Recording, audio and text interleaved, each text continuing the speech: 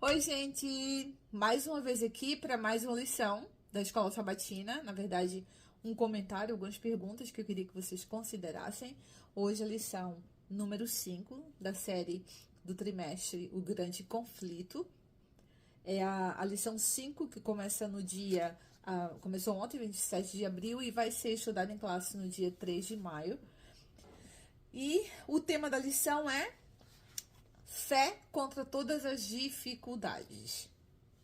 O autor, o Mark Phelan, ele começa falando, tentando fazer uma a conexão entre a reforma protestante e o grande conflito. Você sabe que o grande conflito é esse livro que eles estão distribuindo aí pelo mundo, e a gente sabe que esse livro tem muitos problemas, inclusive de ah, plágio e erros literários, erros históricos. Ah, mas eles estão distribuindo por aí porque é o carro-chefe da Igreja Adventista, tá? Se você não receber na sua casa, você vai receber, você faz o que você quiser com esse livro. Eu já sei o que eu vou fazer, mas eu não vou falar para vocês, porque cada um faz de acordo com o que o Senhor coloca em seu coração, tá? Então, ele diz aqui, ele faz essa conexão, mas olha, a gente sabe que realmente o povo que estava envolvido na reforma protestante, eles tinham, principalmente o Lutero, né?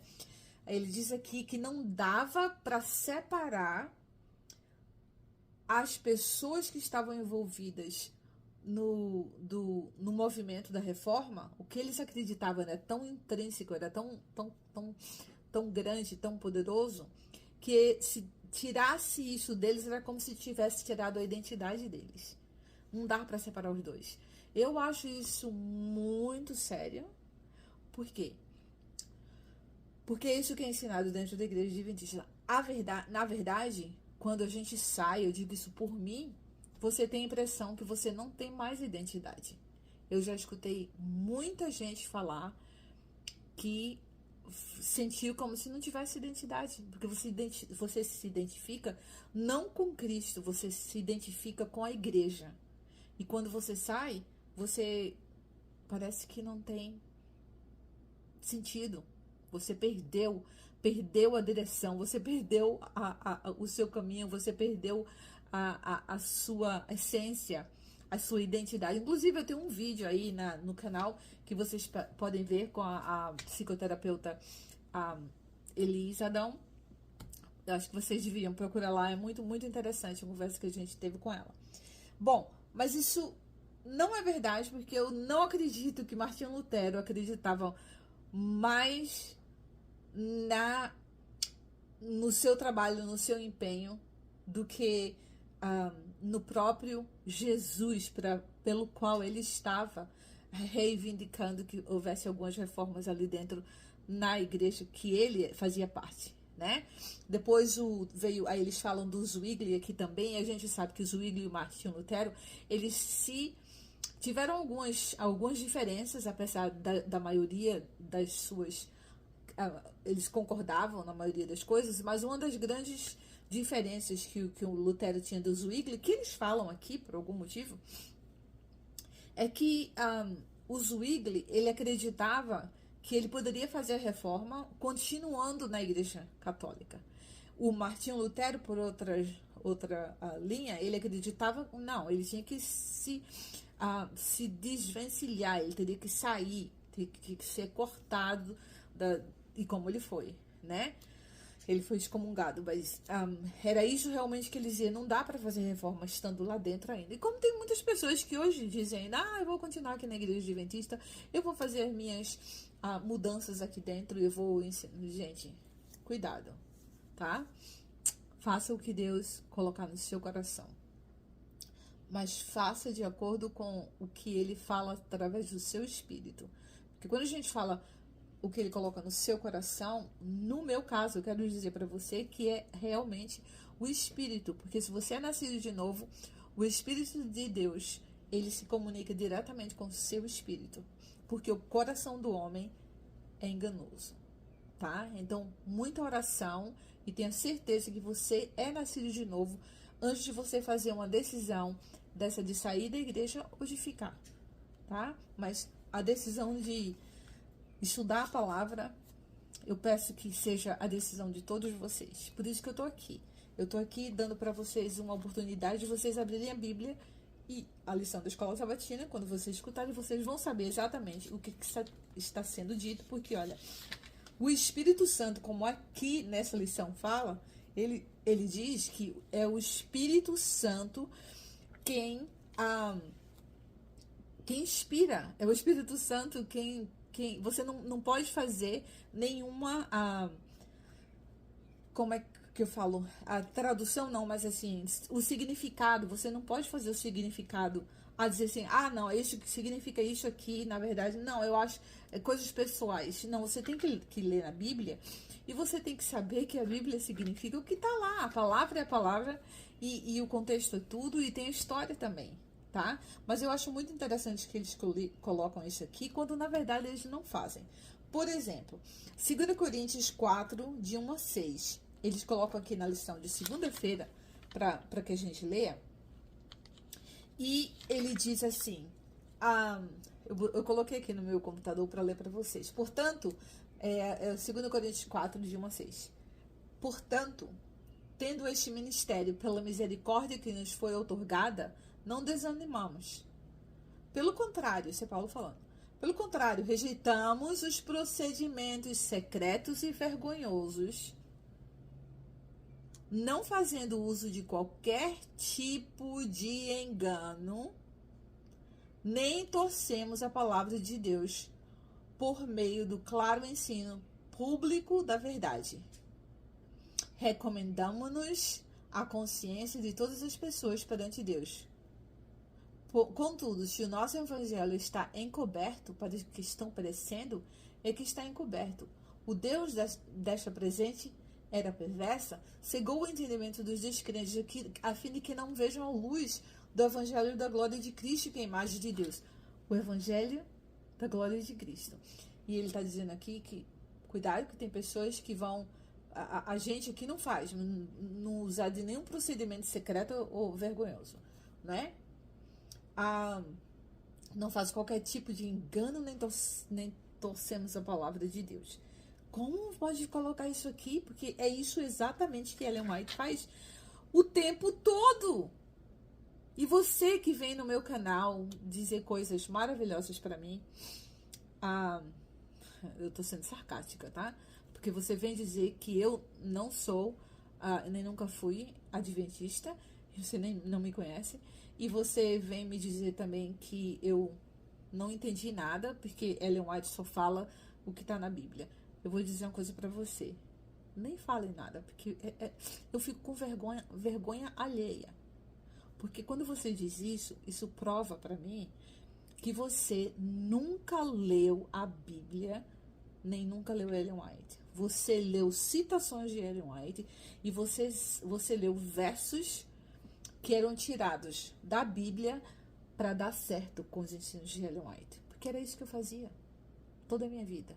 E eu tenho certeza que é isso que você faz. Então, vai para a Bíblia e lê verso por verso, capítulo por capítulo, livro por livro. Por exemplo, aqui eu fui para segunda-feira, mas lá já no domingo ele conta aqui, né, que a palavra de Deus, ela é inspirada, claro que é inspirada, né? Mas ele diz que a palavra de Deus ela pode ser usada como é como se Jesus, como se Deus estivesse falando especificamente para nós.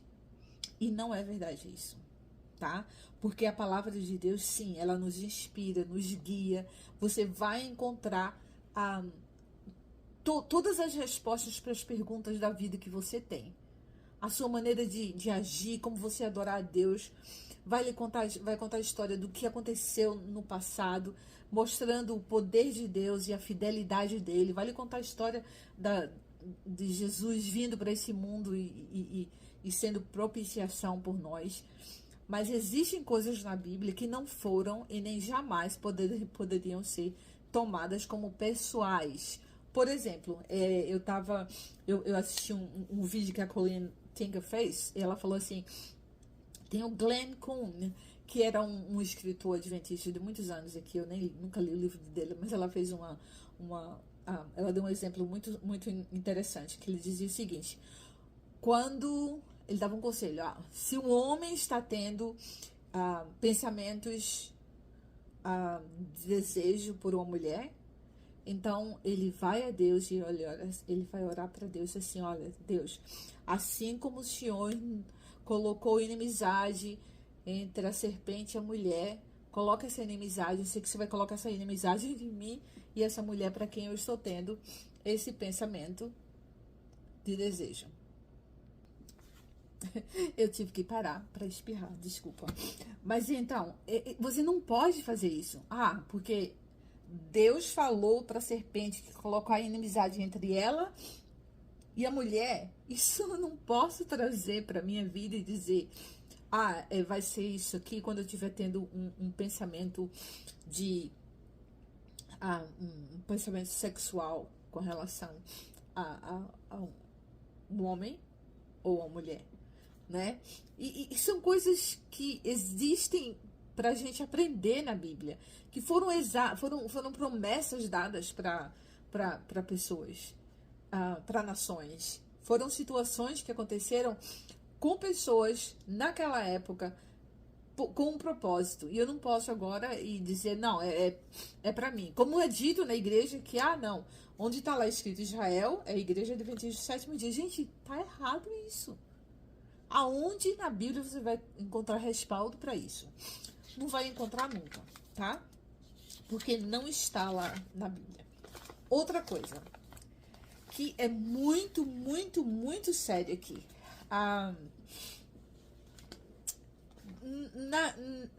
Na lição de quarta-feira, gente, eu não consigo nem acreditar. É bom demais para ser verdade isso aqui. Quer dizer, bom para provar para vocês o que é que eu tô falando aqui. Porque, olha, na quarta-feira, ele diz que é Cristo somente e graça somente. Aí eu vou ler para vocês aqui o verso que eles mandam a gente ler aqui já do início, que é Romanos 3. Olha só, na quarta-feira, ele manda ler Romanos 3, 23 e 24. Deixa eu encontrar aqui, tá? Romanos 3, 23 e 24. Porque ele tá querendo que você responda aqui, com esses versos, como é que você encontra qual o seu papel, no plano de salvação, no trabalho de salvação de Deus, através de Jesus. Gente, você não tem papel nenhum. Deixa eu quebrar isso aí pra vocês. Você não tem papel nenhum com relação ao trabalho de salvação que Deus providenciou pra gente através de Jesus Cristo. Mas é interessante o que eles fazem aqui, porque na quarta-feira eles dizem, olha, leia Romanos, porque ele manda Efésios no início, então, Romanos 3, 23 e 24, tá? Aí eu vou ler para vocês, Romanos 3, 23 a 24. Porque todos pecaram e destituídos estão da glória de Deus, sendo justificados gratuitamente por sua graça, certíssimo, mediante a redenção que há em Cristo Jesus. Aí ele diz aqui que Cristo, a vida perfeita de Cristo aconteceu para nos provar que nós podemos ter uma perfeita vida também, tá? Então é aquela história, Jesus veio para provar que eu posso guardar os 10 mandamentos, que na verdade são 613, tá? Se Jesus guardou os mandamentos, eu posso guardar também. Eles não falam qual é a razão de Jesus ter vindo aqui na Terra. Que a gente sabe que foi para ser propiciação. Mas você não acredita o que eles fazem aqui. Ele manda ler, tá aqui, olha. Romanos 3, 23 e 24, tá? Aí você vai para quinta-feira e ele manda você ler Romanos 3, 27 a 31. Eu vou ler Romanos 3, 27 a 31 para vocês, tá? 27 a 31. Onde está, pois, a razão para tanto orgulho? Foi completamente excluído. Por qual lei? Das obras? Não. Ao contrário, pela lei da fé. Concluímos, portanto, que o ser humano é justificado pela fé, independentemente da obediência à lei. Deus é Deus apenas dos judeus? Ora, não é ele igualmente Deus de todos os povos? É evidente que sim, dos gentios também, visto que há um só Deus, que pela fé justificará os circuncisos e os incircuncisos. Gente, qual o problema desses versos aqui? Nenhum, né? Quando você olha assim, não tem nada. Mas ele começou na quarta-feira, mandou você ler o Romanos 3, e tá falando aqui do que Cristo fez, tá? Do trabalho de Cristo aqui que ele tá falando. Ele fala, vai ler lá Romanos 3, 23 e 24, eu fui.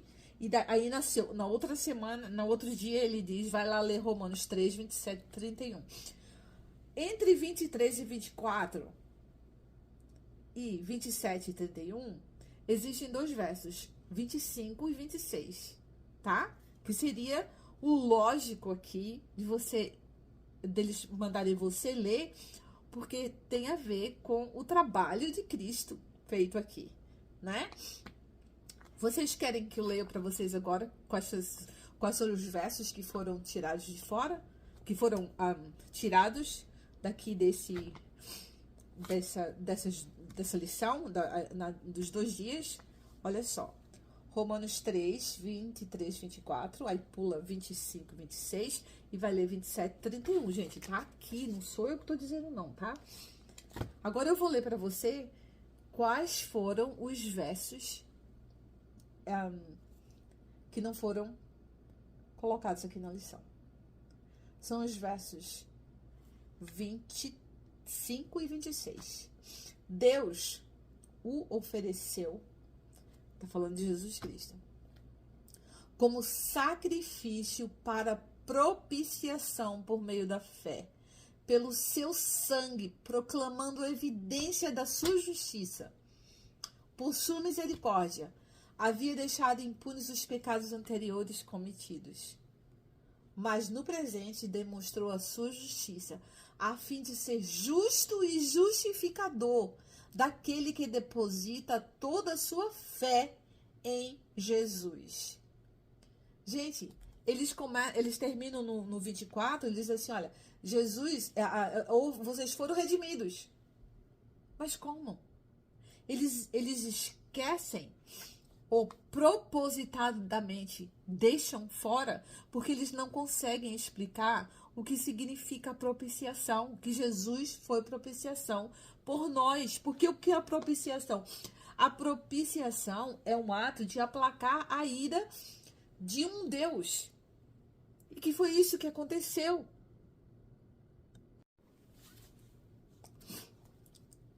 A ira de Deus, eles não falam sobre a ira de Deus, que Jesus na cruz aplacou a ira de Deus, porque Jesus não veio para esse mundo para mostrar para mim como é que se devia guardar a lei. Ele veio para esse mundo guardar porque só ele podia guardar. E alguém precisava ser obediente. E era o segundo Adão, porque o primeiro ele foi desobediente. Então Jesus veio na cruz, ele foi minha propiciação. Ele aplacou a ira de um Deus tomado pela ira que existe contra o pecado, porque Deus não pode. Pecado e Deus não existe. Então existia uma separação muito grande que Jesus veio e quebrou essa separação. Então, a Igreja Adventista não sabe explicar o que é a propiciação, porque eles dizem que Jesus veio para morrer, veio para provar que eu posso guardar os mandamentos. Ele não vai lhe contar sobre a propiciação que realmente aconteceu naquela cruz, porque eles não sabem, porque se eles forem contar para vocês o que a Bíblia diz com relação a isso, eles vão ver que o juiz investigativo não existe. Eles vão ver que Jesus é Deus. Então, existe uma série de coisas aqui que você não pode aceitar, porque não é bíblico. Agora, você só sabe se é bíblico ou não quando você começa a estudar, como eles falam aqui, né? Que Martinho Lutero, como é que ele fala aqui? Ele disse, olha, ele não acreditava quando ele encontrou a Bíblia em latim, na verdade. Eu tinha dito que era grego. Ele encontrou a Bíblia em latim. E ele não acreditava que ele podia ler agora e ver verso por verso, capítulo por capítulo, o que era que a palavra de Deus dizia, e não simplesmente o que ele escutava lá nas tradições lá ensinada na igreja dele, onde só os bispos poderiam ler. Ele agora conseguia ler e ele encontrou toda a verdade. Então você pode fazer isso também. Você pode muito bem abrir a palavra de Deus e encontrar toda a verdade, porque toda a verdade está lá. Então, eles não têm condições de falar nem mesmo sobre a morte de Jesus na cruz. Porque não dá para explicar. Eles não conseguem. Entendeu? Então, assim, pergunta primeiro, por que é que vocês deixaram de fora exatamente os versículos que falam sobre o sacrifício de Jesus? Gente, isso não existe. Vocês veem isso? Então, termina aqui com uma pergunta que assim, como é que você explica o balanço entre a graça e a lei, entre a fé e o trabalho bom, o bom trabalho, o que você faz das suas boas obras? Qual a diferença? Aí eu vou mostrar para vocês onde que tá a diferença. Olha só. 1 Coríntios 3. 1 Coríntios 3. Eu sempre achei que as minhas obras iam determinar a minha salvação, se eu seria salva ou não, tá?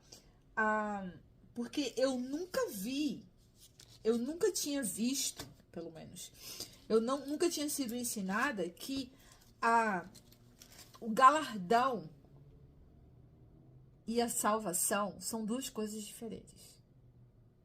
Então, as minhas boas obras, elas vão definir o meu galardão, não a minha salvação.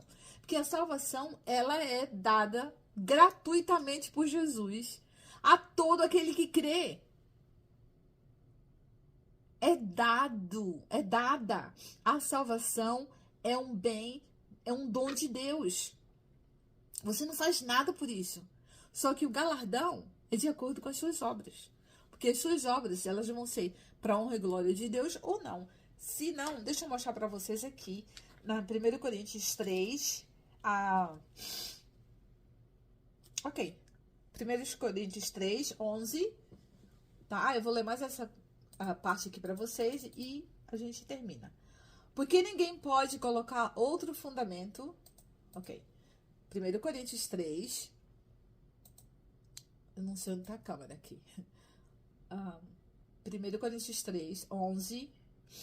Então, eu vou ler do 11 até o 15. 11 e 15, tá? Então, deixa eu ler para vocês. 1 Coríntios 3, 11 ao 15. Porque ninguém pode colocar outro fundamento além do que está posto. Tá? Lê o capítulo todo depois. O qual é Jesus Cristo, é a fundação, é a pedra angular, tá?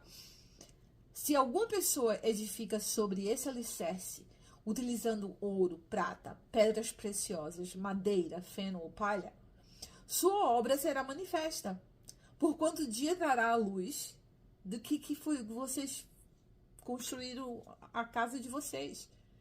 O dia vai trazer a luz, pois será revelada pelo fogo, que provará a qualidade da obra de cada um. Gente, se a sua casa permanecer, se a obra que alguém construiu permanecer, este receberá a sua recompensa, tá? Se a obra de alguém se queimar, este sofrerá prejuízo. Ainda assim, será salvo, como alguém que escapa por entre as chamas do fogo. Não sabeis que sois o santuário de Deus e que o Espírito habita em vós? Eu falei que era que eu falei que ia falar só até o 15, né? E aí já entra a história que diz que você tem que comer bem porque o seu corpo é o templo do Espírito Santo. Mas vocês viram o que ele está dizendo aqui? Ele está dizendo, olha, você vai construir as suas obras, elas vão dizer se a sua vida está sendo construída em ouro, prata ou palha. Quando o fogo vier, sabe, vai chegar um momento que o fogo vai consumir. Se for palha só, você vai ficar com nada. Nada. Mas você sabe que você acreditou em Jesus como seu Salvador. Ele lhe deu a salvação. E ele diz aqui, ó, você sofrerá prejuízo, mas ainda assim você será salvo. Como alguém que escapa por entre as chamas do fogo.